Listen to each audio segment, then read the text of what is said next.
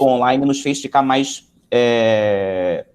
britânicos no seguir do horário, né? Então, a gente também reconhece que muita gente tem outras coisas para fazer além daqui e a gente não quer tomar o tempo de todo mundo. Então, eu vou começar essa tarde de hoje agradecendo a todos os participantes. Nunca deixo de falar que é um agradecimento cumulativo, porque a gente Arthur, a gente está desde abril fazendo essas lives aqui, toda quarta-feira, às 3 horas. Houve alguma variação, mas normalmente nesse mesmo horário, nesse mesmo dia. Então, a gente criou um público cativo, tem a galera que aparece sempre. A Grace lembra que vários alunos nossos, alunos de primeiro período, que nem tinham entrado na faculdade ainda, começaram a participar aqui desse ambiente acadêmico virtual antes mesmo de integrarem as suas primeiras turmas, conhecerem os seus primeiros professores. Então, foi já uma iniciação a esse universo. Então, a gente está muito feliz por ter ocupado esse espaço e criado esse espaço para as pessoas poderem participar estando em casa, né? E seguimos aqui com o Leque UF na quarentena. Ao final desse ciclo de mais novos 4 encontros, a gente completa 30 encontros. Então, a gente vai fazer o último comemorativo, com certeza. Temos que pensar em bolo, hein, Grace? E hoje, recebendo aqui o professor Arthur Costrino, que vai, interessantemente, falar sobre a retórica de Alcuino de York. Mas deixa eu só fazer uma breve apresentação do Arthur e agradecê-lo, assim, imensamente por ter topado o convite. Eu sempre lembro que para os participantes, eu sempre agradeço porque eles estão disponibilizando o tempo deles para vir aqui. A quem fala, os convidados também eu agradeço, porque a gente está cheio de atividades, até essas atividades remotas. Agora, exatamente, na maioria das universidades, as aulas remotas voltaram, a gente sabe que isso não é fácil. Então, agradeço aqui, Arthur, a sua disponibilidade, a sua gentileza de ter topado e compartilhar com a gente esse conhecimento, como você disse, que pode ser um conhecimento mais particular, então é nessa hora que ele se torna compartilhado e as coisas fazem sentido, né? Então, agradeço muito e vou fazer essa breve apresentação do Arthur, que é graduado, tem graduação na USP, e lá também fez o mestrado em letras clássicas, e depois fez o doutorado em estudos medievais pela Universidade de York. Então, deve ser daí que vem o interesse pelo Alcuino de York. Por esse doutorado, ele recebeu bolsa CAPES, de doutorado pleno no exterior.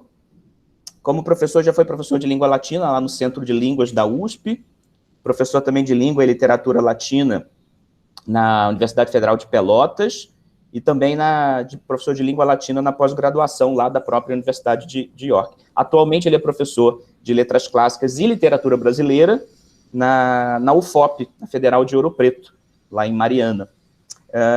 Tem experiência entre tantas áreas, mas mais especificamente em retórica antiga e medieval, e é sobre isso que ele vai falar aqui hoje. Mas queria destacar também do currículo do Arthur, um recente trabalho que eu não li ainda, Arthur, que se chama Reverberações dos Procedimentos Formais de Luciano de Samosata nos Contos de Machado de Assis, que saiu lá pela Caletroscópio, que é a revista da pós da UFOP, me interessou bastante, depois eu vou ler.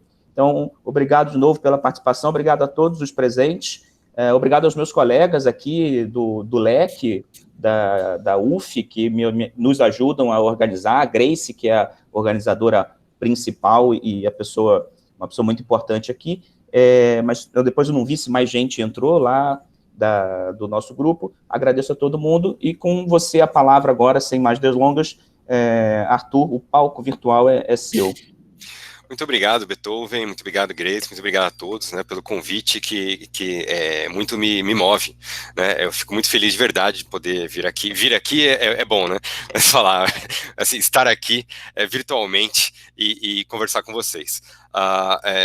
Pelo menos alguma coisa boa, né, veio dessa crise catastrófica que nós estamos vivendo, né, porque nunca antes houve tantas atividades remotas, né, claro, quanto temos tido, né, e isso também dá a possibilidade da gente além de furar os muros das universidades, né, e falar com um público talvez não tão próximo a nós, mas também até entre nós mesmos, né, assim, a gente não trabalha tanto junto quanto eu, por exemplo, gostaria, né, quando eu digo a gente, estou falando a gente de todos os professores de clássicos, né, e áreas afins, das universidades brasileiras e até de fora, né, então esse período certamente tem facilitado um pouco isso, né, então isso me deixa muito feliz de verdade. Então, só para começar, né, para falar do Alcuino de York, você falou que ele é de York e eu fiz meu doutorado em York, né? Isso foi uma pura coincidência. Assim, ele é de York justamente da cidade onde eu fui, York, onde eu estive, onde eu estudei. Porém, né, não foi por causa disso, né? Assim, eu decidi, já que o Beethoven citou o assunto, eu conto a história rapidinho, né? Eu decidi estudar o Alcuino ainda quando eu estava durante o mestrado, né? Eu tive contato com o texto do Alcuino.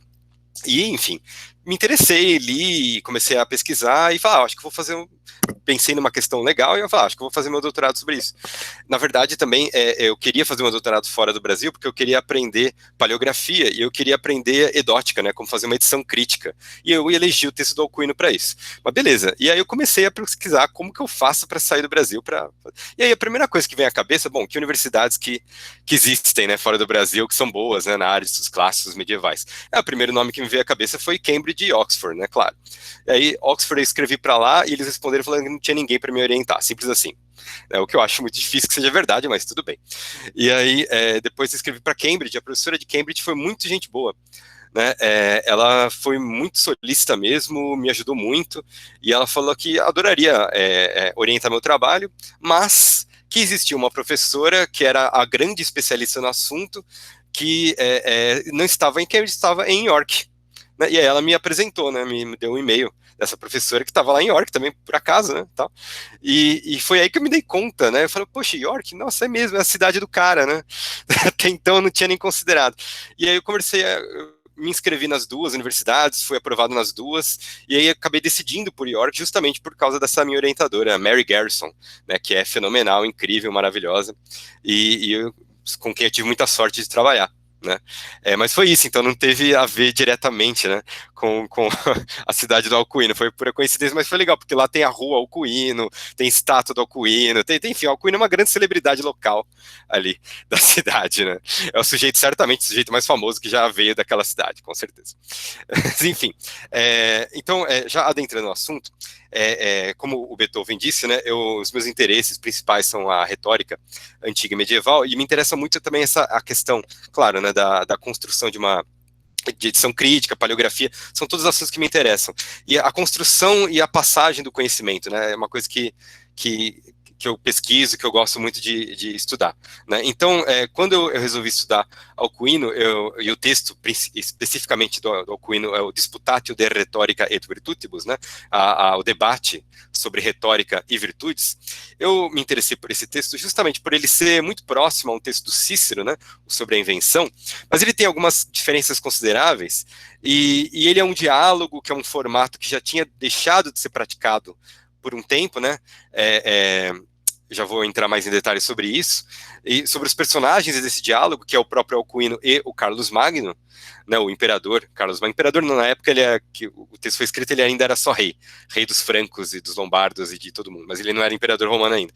Enfim, e aí isso me chamou minha atenção, e principalmente o fato, como diz o título do texto, né, a questão das virtudes, né, porque no texto do Alcuino há um debate sobre as 4 virtudes cardeais, e que vem logo depois que ele termina o debate sobre retórica, né. Isso é estranho, estranho porque na tradição retórica, né, de textos sobre retórica, pouquíssimos textos têm essa discussão. Claro, o próprio Cícero tem, no entanto, quando o Cícero discute as virtudes, ele assim o faz dentro de uma discussão sobre a invenção, né, a invenção do gênero deliberativo, né, e do gênero demonstrativo, principalmente do gênero demonstrativo, né. Então ele fala das virtudes no meio do debate sobre a invenção. Né, então, ou seja, essas virtudes, elas não são reais ou não, elas estão a serviço, né, da sua invenção retórica, do que você vai falar, né? E o Alcuino não faz isso, né? Ele termina o debate sobre a retórica como um todo, e aí ele começa a introduzir, ele introduz, né, o debate sobre as virtudes, né? Isso é muito curioso, né? Me chamou muita atenção e eu resolvi levar isso em consideração na minha pesquisa. Eu queria então fazer fazer uma apresentação, né? Acho que isso é possível, né? Eu vou colocar aqui, lá, compartilhar, peraí, assim, compartilhar. Vocês me desculpem, então, já está compartilhando, né? Me desculpe a pouca habilidade que eu tenho, né, com essas coisas tecnológicas, e como eu costumo dizer, né, se algo tem menos de 1000 anos de idade, eu não sei quase nada a respeito, né? Então, essas coisas modernas aí, para mim, são complexas. E eu já aproveito e já me desculpo pela apresentação de PowerPoint que eu fiz. Eu coloquei algumas coisas que são muito básicas, porque, enfim, eu não sei quantos de vocês estão... sabem, né, profundamente sobre o Carlos Magno, sobre Alcuino, sobre o período carolíngio. Então eu fiz algumas coisas muito básicas, mas eu vou entrar em detalhes, né. Então, por favor, tenham paciência comigo, tá bem? Vocês estão vendo a apresentação do PowerPoint? Se alguém puder falar sim, porque agora sim. Eu só estou vendo a apresentação. Beleza, sim, vemos bem. Acho que você pode colocar no modo apresentação do PowerPoint, se quiser, que aí ele aumenta aqui para a gente. Certo. Quanto a essas informações que você falou, Arthur, fica bastante à vontade, porque tem um público muito heterogêneo, e como eu disse, tem aluno até de primeiro período, mas, enfim, tem professores, então esse público heterogêneo possibilita essa discussão mais inicial, mais introdutória, e também garante um aprofundamento em certos momentos. Então, fica à vontade para seguir. Legal. Obrigado, Beethoven. Então, legal que você falou sobre isso, que tem alunos do primeiro período, etc. Então, já fica o aviso, né? A antiguidade, né, ela é muito longa, só que ela costuma ser mais longa do que a gente imagina, né, do que a gente pensa, do que a gente divide, né, porque nós fazemos uma divisão dos períodos históricos, que é muito recente, né, essa divisão, no entanto, como todo mundo sabe, né, eles não eram bem assim, né, as coisas não eram bem divididas quando lá estavam acontecendo, né. Então, quando eu resolvi estudar o período carolíngio, né, para um classicista de formação como eu, o período carolíngio, que é o século, então, 8, 9, 10, né, depois de Cristo, parecia já quase ficção científica, né, tamanha distância temporal entre esse período e a antiguidade talvez clássica, né, século I antes, um depois de Cristo. Né. No entanto, né, se você... há debates muito calorosos, né, sobre até onde vai a antiguidade, até onde vai Roma, etc. Por exemplo, como eu citei anteriormente, né, o imperador Carlos Magno, no Natal, no dia 25 de dezembro do ano 800, ele foi condecorado pelo Papa imperador romano, certo? Imperador romano, então, sabe, Augusto, Tibério, Trajano, então... Eles tinham o título de imperator, né, princeps, assim como Carlos Magno veio a ter, então, 800 anos depois, né? Então, onde termina a antiguidade, né? A gente, toda e qualquer divisão que a gente fizer vai ser bastante problemática, né? Então, isso é bom ter em mente, né? Porque às vezes quando a gente vai estudar a antiguidade, a gente fica bastante focado num período só, né? E às vezes esquece um pouco, né, que há reverberações daquelas coisas posteriormente, né? Então é o caso do que aconteceu comigo, né, desse meu interesse por estudar. E quando eu fiz o da Carlos Magno, ou melhor, o período carolíngio, eu jamais pensei que eu estava estudando a Idade Média, né? Eu estava estudando reverberações da antiguidade, a meu ver, né, da antiguidade, principalmente em relação à retórica, claro, né? Mas então, aí para quem não está muito habituado, eu fiz aí esse pequeno slide aí do Carlos Magno, né? Então ele nasceu em 742, morreu em 814, ele foi rei dos francos, lombardos, sacro imperador do Império Romano, né? Ele foi um imperador, um reformador político e cultural, né? Ele, junto com Alcuino, né, que é obviamente o tema central da minha fala, eles desenvolveram, né, provavelmente mais o Alcuino, mas eles fizeram espalhar, né, pelo Império Carolíngio, né? Quando eu falo Império Carolíngio, é o império, então, que tinha como centro de poder o Carlos Magno, né? E depois, posteriormente, os filhos dele, mas principalmente Carlos Magno. E esse Império Carolíngio, em um determinado momento, ele chegou a recuperar quase toda a extensão do Império Romano do Ocidente, né? Então, para você ver que não era pouca coisa, né? E eles, então, o Alcuino, ele era, por assim dizer, muito anacronicamente, ele era como que o ministro da educação, da cultura, né, desse império, tá? E o Alcuino, então, ele era um copista, tá? Já vou falar mais dele, mas ele era um copista monge lá em York. Quando conheceu Carlos Magno, ele foi trabalhar com Carlos Magno na corte em Aachen, né, onde hoje é a Alemanha, mas na época era o centro do Império Franco, tá?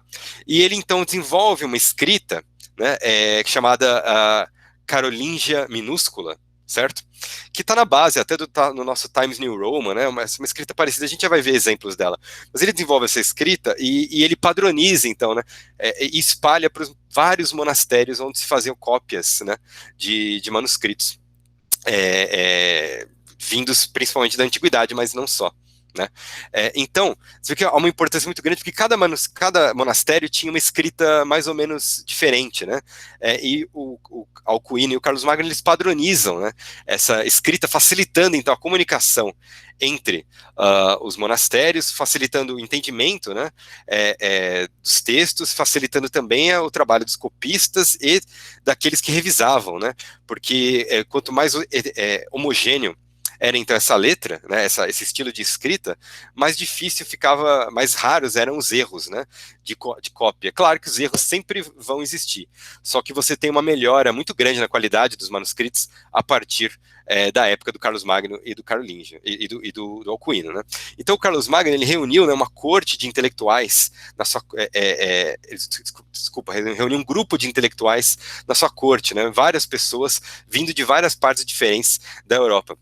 É curioso que, então, por exemplo, Alcuino, Teodulfo, Paulo Diácono, Pedro de Pisa, Paulino de Aquileia, Angilberto, Einhard, Valdo de Reichenau, Dungaus, tem vários, então, várias pessoas conhecidas por sua intelectualidade, de várias áreas diferentes, né, e de vários lugares diferentes, e que nenhum deles falava a língua do outro, né, assim, tirando um ou outro, mas a maioria, eles não tinham como língua-mãe uma língua em comum, né? Eles se comunicavam em latim, evidentemente que não era a língua-mãe de nenhum deles, né? Nenhum. Então o Alcuino mesmo, ele falava inglês antigo, né? Até pouco tempo chamado anglo-saxão, hoje se prefere a nomenclatura inglês antigo, né? E outros falavam uma língua romântica, né, romance italiano, enfim, que veio da italiano, provavelmente italiano depois, né, outros falavam, enfim, um francês antigo, e assim por diante. Eles se comunicavam em latim, né, era a língua franca, né, entre eles. Muito bem, então o Alcuino, né, Alcuino também não era o nome dele, né, e nem o nome que aparece nos textos, né, que geralmente é Albino, né, é um apelido, né, o Alcuino, ele foi responsável por dar apelido na corte do Carlos Magno para todo mundo, inclusive para o próprio Carlos Magno, né, o Carlos Magno era Davi, né, tinha como apelido Davi. O Alcuino, né, o nome dele era Elvin, né, como você está vendo aí, entre parênteses, né, mas ele era chamado de Alcuino, ou de Albino, ou de Flaco, né? Ele tinha vários apelidos aí que ele usava de acordo com o gênero, muitas vezes, que ele escrevia, né? Ele nasceu aproximadamente em 732, morreu em 804, em Tours, né? Ele foi, então, o abade principal da abadia de Tours, né? Ele foi professor em York, primeiramente, né? Depois ele se tornou conselheiro de Carlos Magno, e claro, né, ele era professor da Escola Palatina, né? Ele era o principal professor da Escola Palatina, responsável pela educação do próprio Carlos Magno, mas também dos filhos, né, e de outros membros da corte, né? O Carlos Magno, ele muito provavelmente ele não sabia escrever, né, pelo menos não direito, assim, né, ele, no entanto, quando ele ascende ao poder, né, ele tem uma tentativa, então, de reviver valores que eram considerados, então, valores da antiguidade, valores romanos, né, não à toa que ele, então, quer retomar todo o Império Romano do Ocidente, e depois também ele acaba se tornando imperador romano, né, condecorado imperador romano pelo Papa.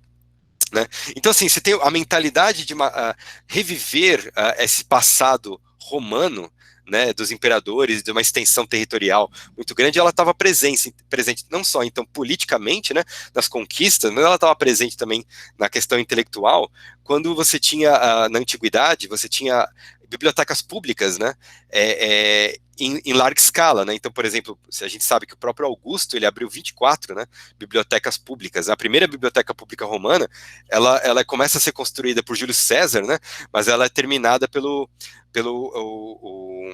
o cônsul seguinte, né, a Júlio César. E aí depois Augusto abre 24 bibliotecas públicas, em que, obviamente, eram inspiradas na Biblioteca de Alexandria, né, que era a mais famosa, claro, né, e você tinha, então, várias cópias, né, de textos e estudos, e grupos de estudo, etc., pesquisa acontecendo ali.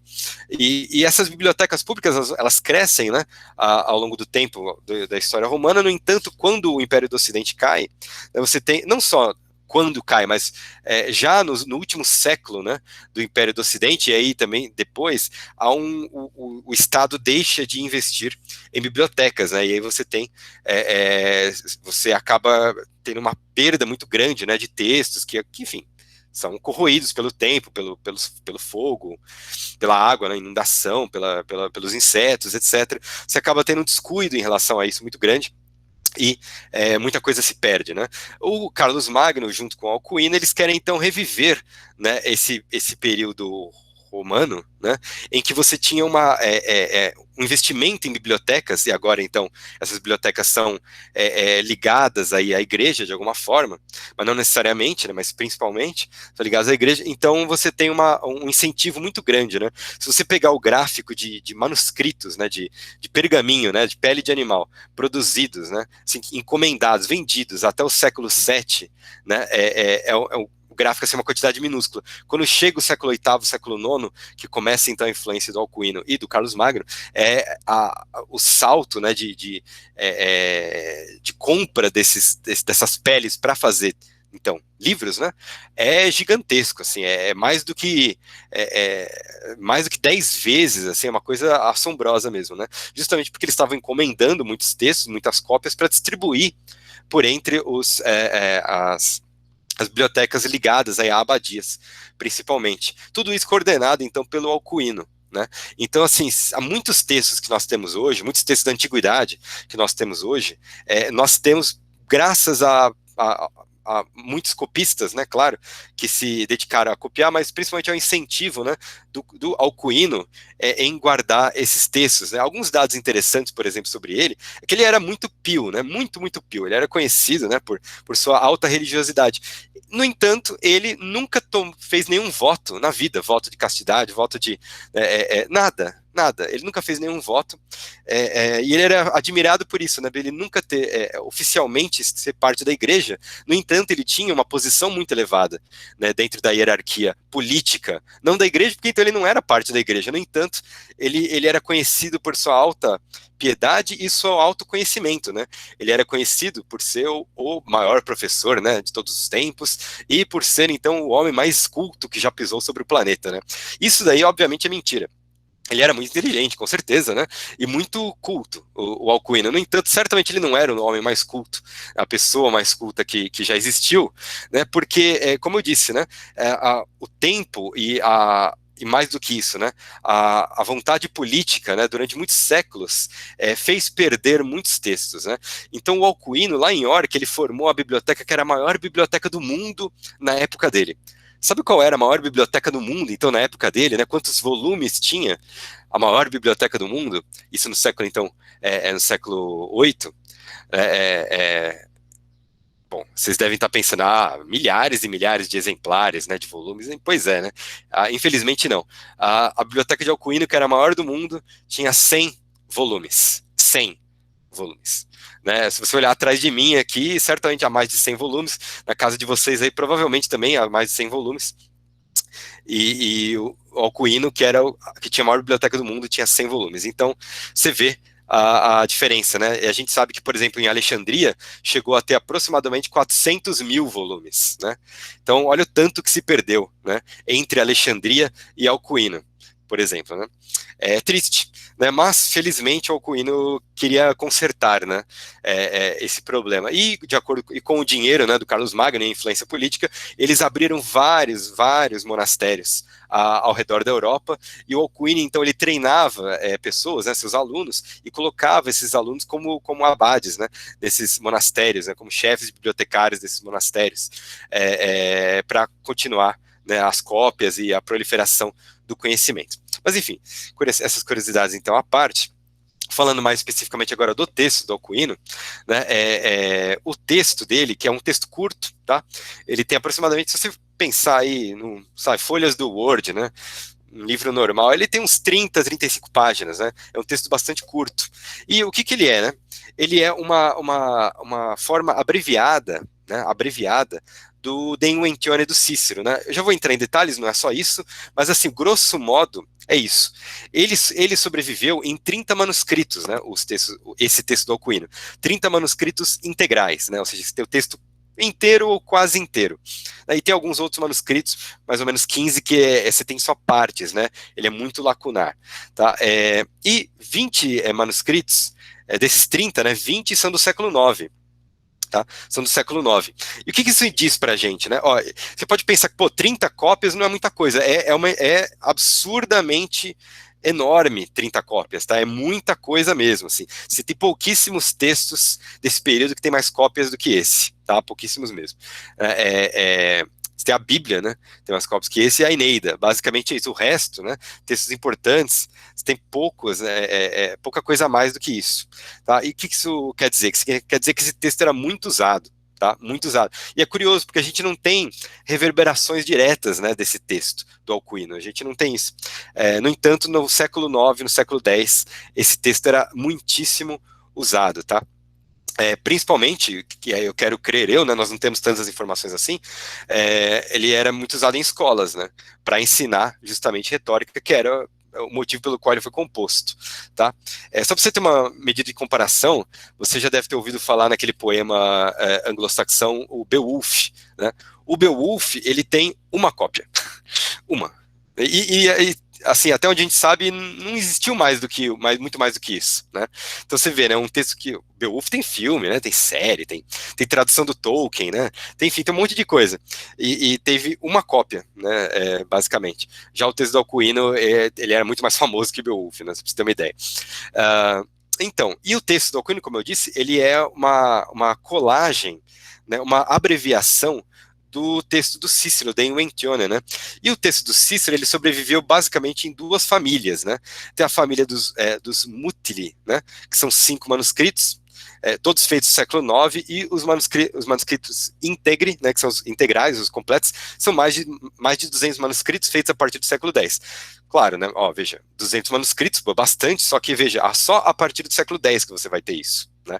Então, até o século IX, né, você tinha muito mais manuscrito do Alcuino do que do Cícero. Já vou explicar também, já posso falar do porquê que isso aconteceu. E por que eu resolvi colocar essa informação sobre o texto do Cícero, né? Esses textos mutilados, né, ou seja, que são parciais do texto do Cícero, De Inventione, eles são a base para o Alcuino, né? Então eles são a base tanto da questão dos assuntos, como também da grafia, né? Você vai encontrar, por exemplo, nas edições modernas do Alcuino, não a minha, né? Porque, veja, como eu já adiantei, eu fiz uma edição crítica, né, do texto do Alcuino. E ao fazer essa edição crítica, eu me deparei com muitos problemas, né? De várias ordens, né? Várias ordens. Uma delas era que as edições modernas que existem, elas corrigem o Alcuino, né? Então, assim, eles pegam o texto lá e tá num latim extremamente clássico, né? E o editor, ele coloca, eu corrigi, né, para tal coisa, porque no latim clássico é assim. Mas aí eu comecei a me perguntar se o Alcuino, ele então sabia latim clássico, né? E se é que alguém sabe latim clássico, né? Afinal de contas, o latim, ele teve essa denominação clássica muito posteriormente, né? Então, era de se espantar, né, de se perguntar. Esse era o primeiro problema, né? O segundo problema é que, assim, bom, o Alcuino, tudo que ele está escrevendo, ou quase tudo que ele está escrevendo, ele pega do Cícero. Mas de qual manuscrito do Cícero? Isso também ninguém tinha visto, né? E eu consigo entender até por que ninguém tinha se perguntado isso, né?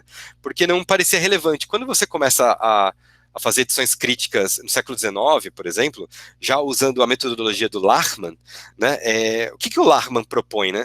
Ele propõe que cada texto ele tem uma versão original, única, né, que é ali a que veio direto do autor, na verdade. E esse autor, ele possui também uma individualidade, né, uma subjetividade própria, claro, né, e que então só tem um texto que é o texto verdadeiro, né, por assim dizer, o texto válido, o texto original. Todo o resto seriam então cópias inferiores, né. E aí o trabalho do editor, né, isso no método lachmanniano, o trabalho do editor é tentar chegar o mais próximo possível a esse texto original, que veio diretamente do autor, né, que o autor escreveu da mão dele, né, ou que ele, sei lá, que ele ditou para alguém, mas enfim, mas que veio diretamente dele, que seria o texto puro e válido, né. Claro que o próprio Lachmann sabia que não é possível chegar a esse texto, no entanto, ele determina que é a tentativa do editor de se chegar o mais próximo possível, né, corrigir os erros para se chegar o mais próximo possível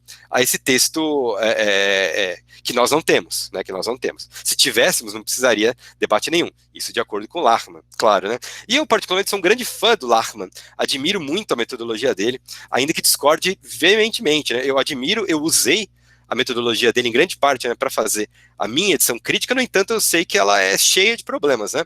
O primeiro deles é você achar então que uma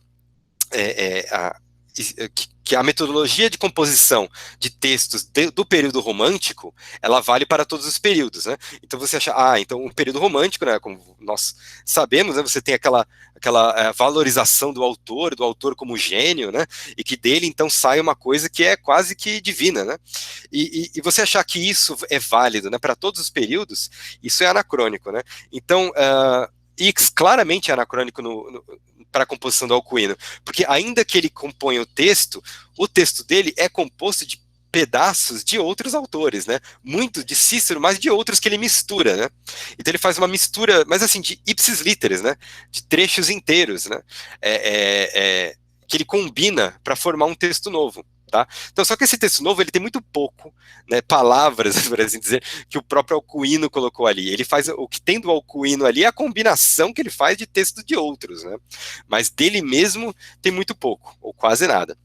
Tá? Então, assim, esse é um primeiro problema, né, de você usar o método lachmanniano. Isso é a primeira crítica que eu faço à minha própria tese, né? Eu usei o método lachmanniano. Agora, coisas que eu evitei justamente corrigir o latim do Alcuino. Claro, como é que eu vou saber qual que é o latim do Alcuino, né? A gente não tem o texto dele, a gente só tem cópias. E assim, comparando então essas cópias, que eu tive uma noção do que não só, e aí eu comparei não só as cópias entre si, mas eu também comparei outros manuscritos do mesmo século, do século IX principalmente, né, de outros textos, né, ou seja, copiados ali por alunos do Alcuino, certo? E aí eu reparei que havia erros, entre muitas aspas, né? Ou melhor, desvios do que se considera latim clássico. E eu reparei que eram muito recorrentes, né? Em todos os trechos, né? Em todos os textos. Começar pelo próprio título, né? Retórica, né? A retórica que eu coloco aqui como, olha lá, com RH, você tem a maioria dos manuscritos está escrita com R-E-T-H. Retórica, né? Enfim, isso é muito comum, né, no século IX, então eu não considero isso como desvio, como erro, como correção, né, a ser feita. Mas enfim, e aí então, eu reparei que tinha esses 5 manuscritos mutilados, né, do Cícero, um deles foi copiado ali muito próximo a onde o Alcuino residia na época, né, em Aachen. Né, e esse manuscrito que foi copiado ali, ele detinha muitas lacunas, e que quando você vai comparar com o texto do Alcuino, eram lacunas que estavam no próprio texto do Alcuino, né, ou seja, assuntos que ele pula, né, assuntos que ele pula do texto do Cícero e retoma muito mais à frente, né? Então, assim, me parece, então, que ele tinha acesso a um manuscrito que não era integral, né, do texto do Cícero, mas ele era copiado, então, ou melhor, mutilado, né? Então, isso é algo, enfim, a ter em consideração quando você está lendo o texto do Alcuino. Como eu falei ali, o texto do Alcuino, ele veio, no século IX, ele vem acompanhado de muitos diagramas, né, que explicam um pouco o texto. Mais ou menos, para ser sincero, né? Por quê? Porque esses diagramas, eles falam sobre retórica, mas eles não falam sobre a retórica que está no texto do Alcuino. Eles são diagramas que, na verdade, explicitam um outro texto muito importante sobre retórica que o Alcuino usou como base também, que é o texto do Isidoro de Sevilha, tá? Então, esses diagramas, eles fazem muito mais menção ao texto de Isidoro do que ao texto de Alcuino. Mas é interessante que eles sejam copiados não com os textos de Isidoro, mas com o texto de Alcuino, tá? Por quê? Porque, olha só, olha aqui comigo, eu coloquei esse de propósito, tá? Então, você tem esse daqui, ó, no final do texto, lá, oratores speciales definitio, né? Então, a definição do orador especial. Qual que é a definição do orador? Olha lá, o vir bonus, e olha aqui, ó, dicendi peritus debet esse, né? Então, olha lá, o que é um orador? O orador é o vir bonus, né, um homem bom, e ele faz o que, esse homem bom? Ele é dicendi peritus debet, ele deve ser perito em discursar, perito em falar, tudo bem? Você, com certeza, já se lembrou de onde isso vem, né? Isso vem de Quintiliano, né? Lá em Quintiliano, livro 12, né, da instituição oratória, você tem essa frase, né, que o orador é o homem bom, perito em falar, perito em discursar. Legal, muito bem, mas aí eu gostaria de lembrar, então, que o Alcuino nunca leu Quintiliano. Nunca leu. Né? Ele não tinha, né? Não que ele não quisesse, ele sabia que existia Quintiliano, ele sabia que existia uma instituição oratória, mas ele nunca teve acesso, né, ao texto. No entanto, ele teve acesso a outros textos, né, que tiveram, por sua vez, acesso a Quintiliano, que resumiam Quintiliano, né? E eu vou falar alguns deles, poucos aqui, né? Então, em ordem cronológica, tá? Então, você lembra, né? Depois de Quintiliano, você tem o Caio Júlio Vítor, tá? No século IV, depois de Cristo. Aí, um pouco depois de Caio Júlio Vítor, você tem Fortunaciano, tá? Depois de Fortunaciano, você tem Cassiodoro, tudo bem? Depois de Cassiodoro, você tem Isidoro de Sevilha e aí Alcuino, né? Entre esses, ainda há outros, né? Como o Mário Vitorino, etc., que também são fontes importantes, porém não tanto, e que não vão fazer diferença na nossa análise aqui, tá certo? Então, enfim, e aí olha só que você tem interessante também, é que você vê que, ó, como é que você se torna um homem bom? Pela natura, pela moribus e pela artibus, né? Então, pela natureza, pelo caráter e pelo treino, pela arte, tá certo? Pela arte, pelas artes, melhor dizendo. E como que você se torna perito em discursar? Pela natureza, também, pela doutrina e pelo uso, né? Pela natureza, pela doutrina e pelo uso, pela prática, tá certo? Agora, isso é interessante, né? Porque isso nunca tinha sido falado dessa forma, pelo menos, né? Você lembra que quando o Quintiliano fala que o orador é um homem bom, e que é uma discussão que, claro, já está lá vem desde Platão, né? Quando ele fala isso, ele não fala o que é um homem bom, ele não explicita, né? Ele não dá exemplos, ele não, pelo menos não abertamente, tá? E aí o que você vê nos textos retóricos posteriores, né? Até chegar no Alcuino, você vê que todo mundo copia o Quintiliano, né? Resumidamente, né? Porque todos eles fazem resumos de Quintiliano, e eles resumidamente eles falam, o que é o orador? O ir bonus peritus dicendi, todos eles, né? Mas eles não exemplificam, né, não dizem o que não desenvolvem o assunto. E é aí que eu acho que está a grande contribuição do Alcuino para o debate, tá? Para o debate retórico, né? Ou o debate retórico dentro da cristandade, se você quiser, né? Já vou chegar mais sobre isso. Então, só para dar um resumo aí do que é esse texto do Disputatio de Retórica, tá? Do Alcuino, é um diálogo à moda de Cícero e Agostinho. Então, é um diálogo um pouco fajuto, né? Você conhece, né? É aquela assim, olha, tudo bom? Como é que você está? Tudo bem? Ah, eu tô bem, e você? Tá. Olha, professor, o que é retórica? Ah, a retórica é isso, assim, nossa, mas a retórica, por acaso, ela se subdivide? Você sabe, é um diálogo muito fajuto, né? Ou seja, não parece uma conversa natural, né? Ainda que eu acho que o Alcuino ele até tente, né?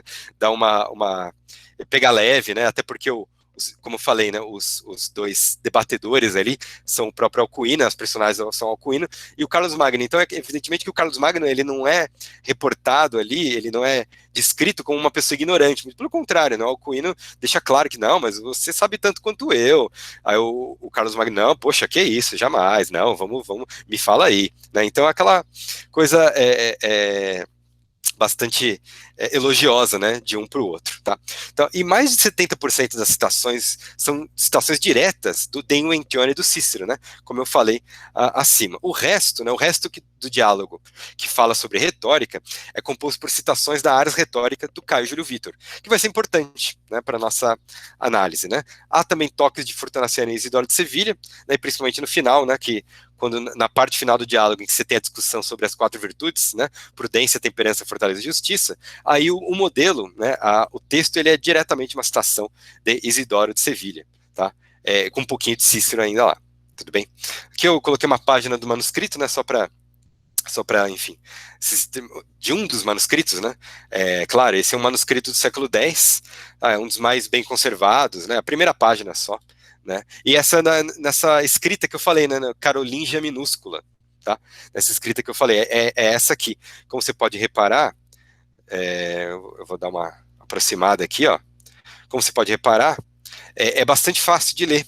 Olha lá, quia te venerande magister albine, Deus aduxit et reduxit, quaeso ut liceat mihi te de retorique. Então, como você vê aí, é bastante fácil de ler, porque está na base até, né, da criação do Times New Roman e de letras que nós usamos atualmente. Tudo bem? Claro, também as palavras são escritas todas juntas, né? Isso talvez não ajude para o leitor moderno, né? Mas se você, por exemplo, se você aprende alemão, se você sabe alemão, você está acostumado, né? As palavras gigantescas, né? Então aqui são frases todas juntas igual, né? Enfim, não, não é muito problemático. É fácil de ler depois que você pega, né, o ritmo e tal. Eu coloquei aqui, ó, o início do poema, desculpa, não é um poema, o início do texto, que tem um pequeno poeminha, né, só para você ter uma ideia de como começa, porque olha só, ele é uma emulação de Ovídio, né, como você lembra lá na arte de amar, na arte amatória, né, melhor dizendo, né, você lembra, né, que o Ovídio ele começa com um poeminha Siquis in hoc populo non noscit as amandi, né, artem amandi, né, hoc legat, né, et doctus amet, né? Então, se alguém neste povo não conhece a arte de amar, leia isto e instruído ame, né? Então, o Alcuino ele começa de uma forma um pouco parecida, né? Emulando Ovídio, mas também emulando Fortunaciano, que começa um texto de forma semelhante. Então, qui rogo que willis cupiat cognos cremores, haec precepta legat, quae liberis te tenet, tá? Então, se alguém quer conhecer os que willis mores, né? As artes civis, tá? As artes civis, os costumes civis, melhor dizendo, né? Que leia estes preceitos que este livrinho tem, que este livro tem. Opa, peraí, como eu disse, eu não sou muito bom, né, nessa parte aqui. Então, scripseret haec intercuras rex carolos, aula e albinas quessimul, né? Ao mesmo tempo, né, escrevera entre cuidados o rei Carlos, né, e o Albino, né, e o Albino. Hic dedit, ille probat, né? Aquele, né, este deu, aquele aprovou, né? Unum opus amborum, disper sed causa duorum. É uma obra de ambos, porém por causas diferentes, né? Ille pater mundi, hic in habitator in opis, né? Aquele, né, o Carlos Magno, é o pai do mundo. Hic habitator in opis. Este é um habitante aí, né, não merecedor, né? Neutemnas mod collector pro corpore librum, corpore praemodicum mel tibi portat apis. Então, não tenha medo, não tenha nojo, assim, não evite aí, não tenha receio, né, leitor, por causa do tamanho módico do livro, né? Por meio de um corpo bastante módico, né, bastante pequenininho, né, a abelha porta o mel para ti, ela traz o mel para ti, tá? Então, assim, você vê, né, eu coloquei esse trecho aqui porque eu quero falar um pouco sobre as críticas que o texto do Alcuino recebeu ao longo dos séculos, a partir do século XIX, né, que não leva em consideração o formato do texto, o tamanho ou a proposta do texto, tá? Eu vou passar aqui é o início do diálogo, mesmo depois, se quiser, a gente volta a eles. Mas, olha só, em 1860 e alguma coisa, desculpa, eu esqueci de colocar a data, mas aqui o Bas Mulliger, ele diz o seguinte: no minúsculo compêndio de Alcuino, a graciosa prosa, a narrativa vivaz, a sutil análise da pena de Cícero encontram-se, claro, ausentes. nenhuma concepção altamente trabalhada do orador ideal, como aquela que flutuava diante da mente do autor do orador e do sobre-orador, perturbava a compostura do professor da escola do palácio, com uma visão que a linguagem era inadequada para se reproduzir. A discussão ciceroniana dos detalhes, como a numerosa oratio e o ritmo, os diferentes estilos de oratória e o lumina verborum, que aumentam tanto o interesse do tratamento no orátor, diminuem para um minúsculo esboço de 2 páginas curtas sob a alcunha de Elocutione. Tá? Aqui, então, o Bas Mulliger, né, esse crítico do século XIX, ele critica, então, o texto do Alcuino, falando que não tem a graça aí, do Cícero e não tem as discussões que o texto do Cícero tem. Bom, é impossível, né, que tivesse. O Alcuino nunca leu o Orator e o De Oratore, tá? Nunca leu, não chegou até ele só leu o De Inventione, né, infelizmente, tá? E numa versão ainda bastante mutilada, tá? Então ele sequer tinha todo o De Inventione, então não dava para ele, né, fazer o que o Bas Mulliger gostaria que ele tivesse feito. Mas aí você vai ver, então, que essa crítica, esse tipo de crítica, que é absolutamente anacrônica e que não leva em consideração o texto do autor, né? Ele leva em consideração apenas o que eu gostaria que o Alcuino tivesse feito, não aquilo que ele de fato fez, né? Então, olha só, o Frédéric Laurent, né? Desculpa que eu tirei direto da minha tese, né? Mas, enfim, imagino que em inglês talvez não seja problema, mas se quiser a gente traduz, não tem problema. Então, o assunto da retórica é discutido num diálogo entre Carlos Magno e Alcuino. As questões do professor servindo, né, como princípio para o professor. As questões do rei servindo de princípio para o professor. Né? Ou seja, que o Carlos Magno faz perguntas e o Alcuino responde, na maior parte do diálogo. O tratado é inteiramente confinado à eloquência forense, né? E as regras são tiradas dos romanos, assim como também os princípios da jurisprudência para a composição. Teria sido um tesouro de valor incalculável, tivesse ele descrito para nós os procedimentos atuais das cortes de justiça franca, ao invés das representações de litigação com as quais os antigos retóricos tinham, né, contato, que eles inventaram ou tiraram da vida real. Na conclusão do tratado, há um discurso sobre as virtudes. Aqui também, Alcuino retém a classificação dos antigos filósofos, mas com alguma adaptação das ideias da cristandade.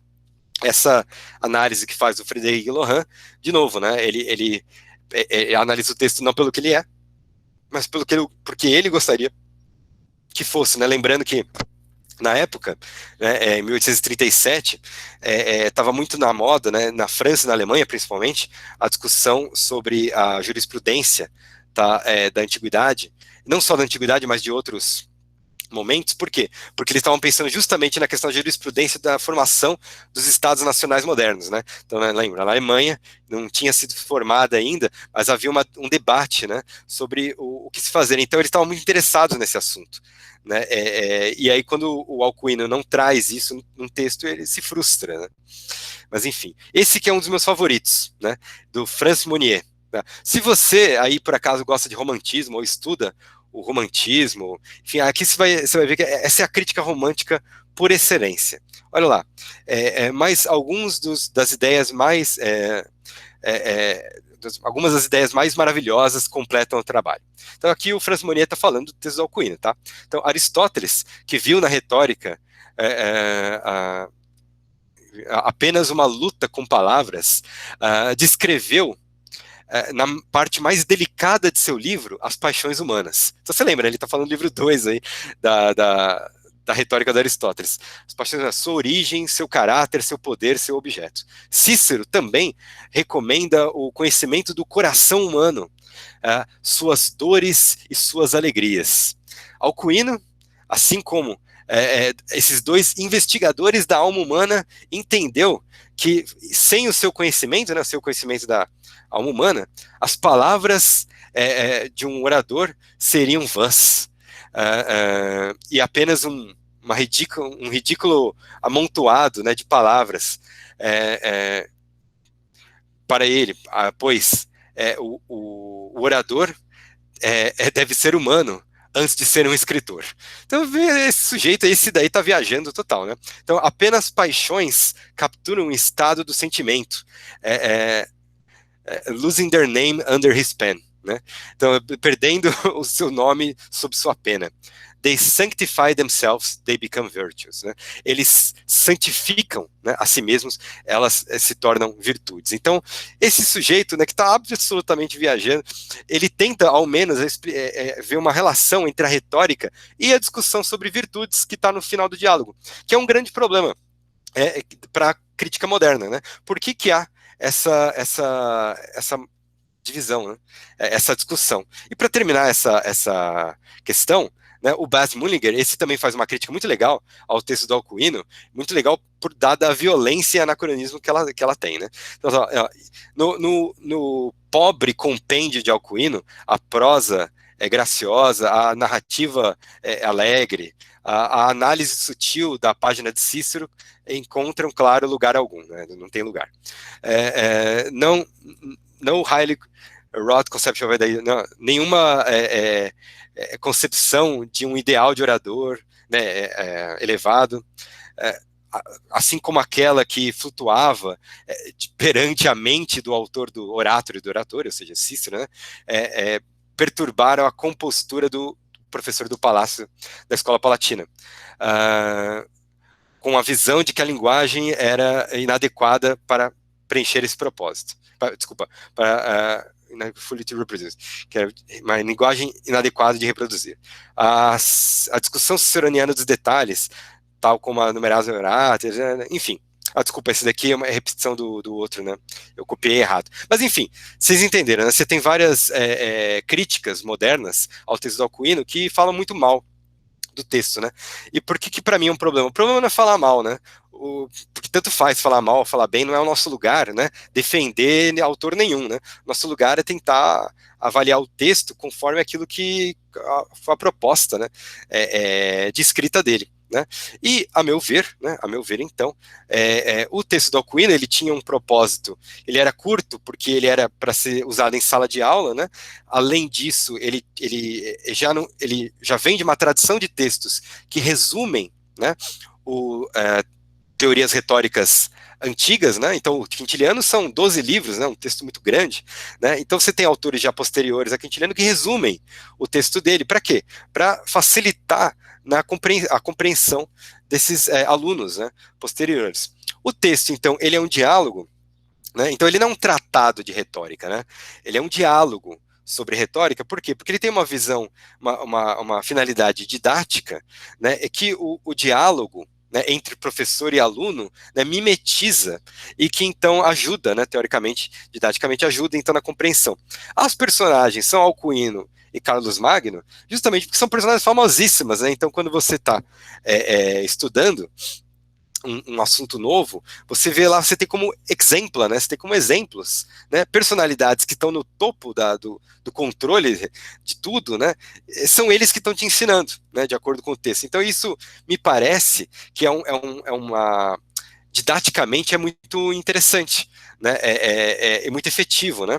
E, enfim, esse texto então, mas ainda resta a questão, né? Por que tem uma discussão sobre as virtudes separada, né, da discussão retórica, no mesmo texto, porém separada, né? Por que ela existe lá? Bom, como eu disse, né, me parece que essa é a grande contribuição de Alcuino para o debate retórico, né? Por quê? Quando Quintiliano fala que o orador é um homem bom, ele não diz o que é um homem bom, né? E também depois nenhum outro retor subsequente vai discursar sobre o que é um homem bom. No entanto, chegando ao Alcuino, né, você tem o quê? Você tem uma característica nesses textos de retórica, que todos eles falam o que é retórica, da onde veio, né? Veio da palavra grega, apotu retorien. Que é o orador? É um homem bom, perito em discurso. Então você tem uma série de assuntos que são cumpridos, né? O Alcuino, ele cumpre, na mesma ordem que os exemplos dele, ele cumpre todos esses assuntos, né? Menos sobre o que é o orador. Ele não fala em nenhum momento o que é o orador. Não há no texto do Alcuino essa definição, que o orador é um homem bom, perito em falar. Né? Não há. Então, qual que é a minha hipótese, né? A minha hipótese é a seguinte, apesar de não haver esse trecho, né, claramente os exemplos de Alcuino todos usavam, o Alcuino conhecia, né, essa expressão, porque o grande exemplo dele, que além de Cícero, né, os grandes exemplos deles, que são Caio Júlio Vítor e Fortunaciano e Isidoro, todos eles usam essa expressão tirada lá de Quintiliano. Então, Alcuino conhecia muito bem. E, além disso, né, na circulação do texto do Alcuino, você tem lá desde o século IX, ou seja, desde as primeiras cópias, você tem aquilo que eu mostrei, né, aquele diagrama com esse trecho tirado ali, né, do Quintiliano, né, por meio do Isidoro. Enfim, então o Alcuino ele conhecia essa frase. Mas por que ele não usou, então? Por que bom, veja só, né? Como está escrito aqui, né? O que é um homem bom? O que é um homem bom? É aquele que é pela natureza, pelo caráter e pela arte, tudo bem? Ele se torna um homem bom. A natureza, enfim, ela é dada, certo? Ela é dada. O caráter, de certa forma, também. Os costumes, né, os hábitos também são dados. Ou melhor, se vê pela experiência, pela emulação dos outros, etc. Agora, pela arte, aí sim, né, é possível você escrever um tratado a respeito de ser um homem bom, certo? Agora, olha só então, o que é esse diálogo do Alcuino? Olha essa parte aqui, ó, ser perito em discursar, né? É pela natureza, pela doutrina e pelo uso. Então, o Tratado do Alcuino, ele discute, então, a doutrina, né, que vai tornar você uma pessoa perita em discurso, certo? Ele discute a doutrina. Porém, olha só, e para se tornar um homem bom? Você precisa de uma arte também, né? Você precisa de uma parte teórica, por assim dizer. Muito bem, como é que se forma um homem bom? De acordo com a cristandade, é você seguir evidentemente, as 4 virtudes, certo? Se você seguir as 4 virtudes. Claro, além da fé, né? Além dessa que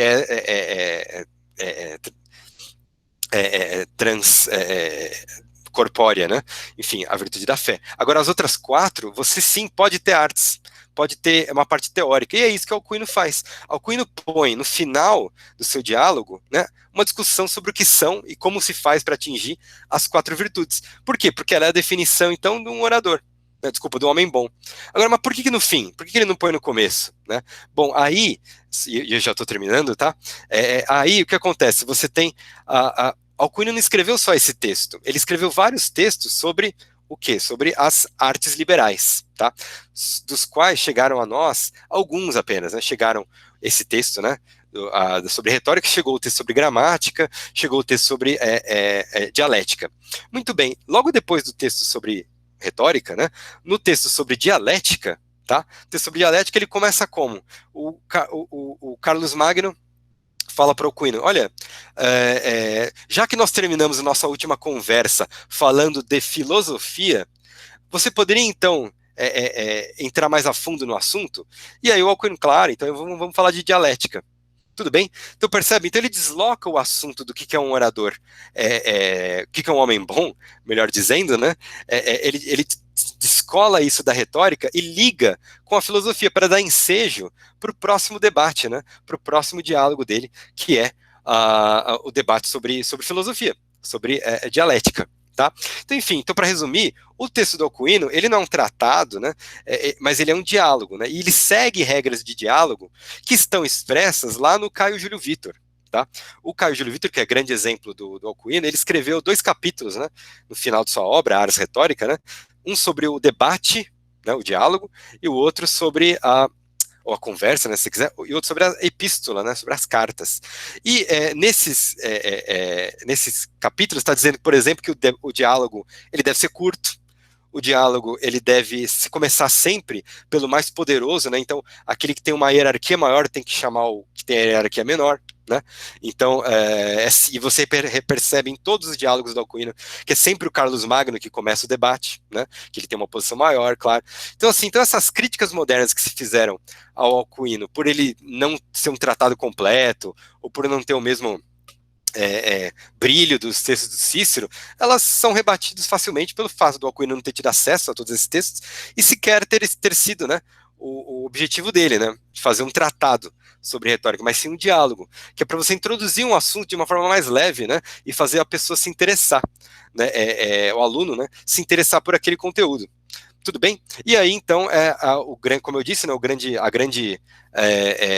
a grande contribuição do Alcuino, a meu ver, né, também é a questão dessas virtudes, então, que agora ele é o primeiro autor, então, que explica o que é um homem bom, né, que era meio óbvio, né, para o Platão ou para o Quintiliano, e que eles nunca entraram em detalhes, mas para o Alcuino, então, ele explica, né, o que é esse homem bom, que é, então, essa pessoa que fomenta em si mesma, é claro, né, essas 4 virtudes. Tudo bem? Então, desculpa, né, eu ter me alongado, eu falo rápido, sei, e enfim, agradeço efusivamente, né, a atenção de todos, e fico aqui à disposição para quem tiver questões, curiosidades, dúvidas, e agradeço novamente o convite, e que muito me enobrece. Muito obrigado mesmo.